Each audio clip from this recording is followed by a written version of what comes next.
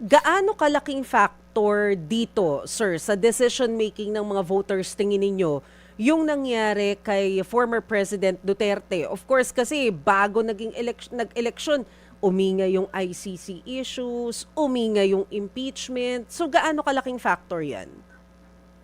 Malaking factor po kasi nakita naman natin yung ano no, yung impact niyan doon sa mga surveys after the former president was arrested and brought to The Hague.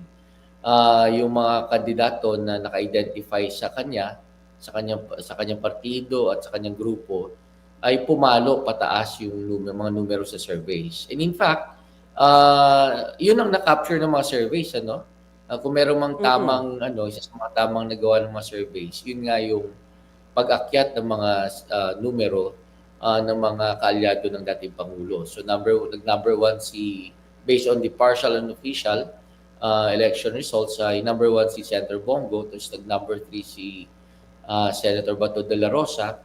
Tapos sinakala natin hanggang doon lang, ano? Pero umakyat din yung numbers ni ano, Congressman Marcoleta at ganoon din Yes. si Senator Amy Marcos. So ito yung Oo. mga identified with the former president. Mm.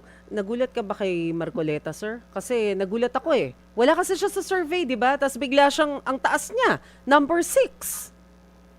Well, actually bago tayo nagkaroon ng election kahapon, tinatanong kaming mga political analysts kung sino ba ang aming dark horse. Oh yeah.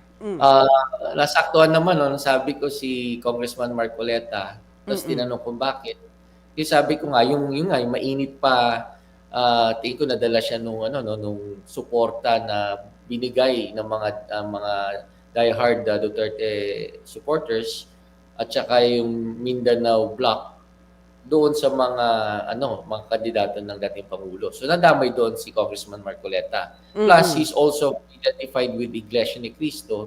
Mm. So sabi ko maraming paghuhugutan ng boto eh. Mm. Tahimik lang although nag-ingay siya nung kinakastigo si Vice President sa Kongreso sa House of Representatives.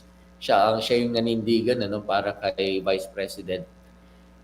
Pero in terms of kasi exposure, di naman kilala ng karamihan si Congressman Marcoleta. Mm. And yet he was able to pull through. Hindi lang basta na napasama sa Magic Call, kundi resounding success, nasa siya, number Yes. 6 yata